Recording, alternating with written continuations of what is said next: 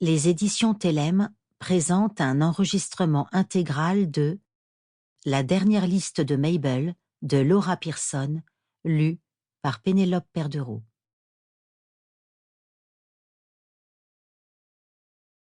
Chapitre 1.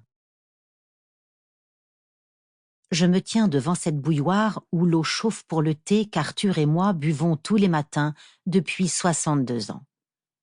2 maisons et je ne sais combien de bouilloires différentes, mais toujours moi, toujours lui et notre thé rituel. Arthur est assis à la table de la cuisine, stylo à la main, et se concentre sur ses mots croisés. Par l'une des fenêtres ouvertes, j'entends des oiseaux gazouiller dans le jardin. Un merle, je crois, et un rouge-gorge en grande conversation. Quand je l'aurai rejoint à table, Arthur pliera son journal, lâchera un petit « bon » et nous parlerons du programme du jour. Une promenade, une course ou rien de particulier. Du temps où nous travaillions, la question ne se posait que le week-end.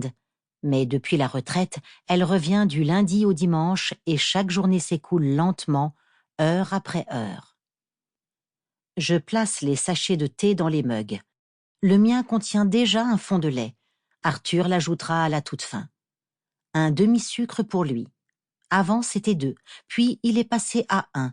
Il disait « Pourquoi se priver à notre âge ?» Je l'ai tout de même incité à réduire. Il y a Holly qui renifle autour de mes pieds à la recherche d'éventuelles miettes que j'aurais laissées tomber. Je me baisse pour lui caresser la tête, mais il m'esquive et retourne près d'Arthur comme d'habitude.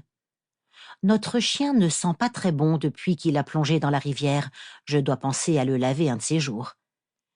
Il y a le grille-pain qui chauffe à côté du beurre et de la confiture. Et enfin, il y a cet aveu qui me brûle les lèvres depuis des décennies à propos de la vie que nous nous sommes construite. Mais les mots restent coincés. Ils le sont depuis toujours. Je m'avance vers la table, précédée par la vapeur qui s'élève des mugs. « Bon, » dit Arthur en pliant son journal. « Des projets pour aujourd'hui ?»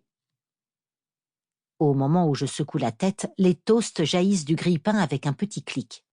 « Moi, je vais aux obsèques de Tommy Waits », annonce Arthur.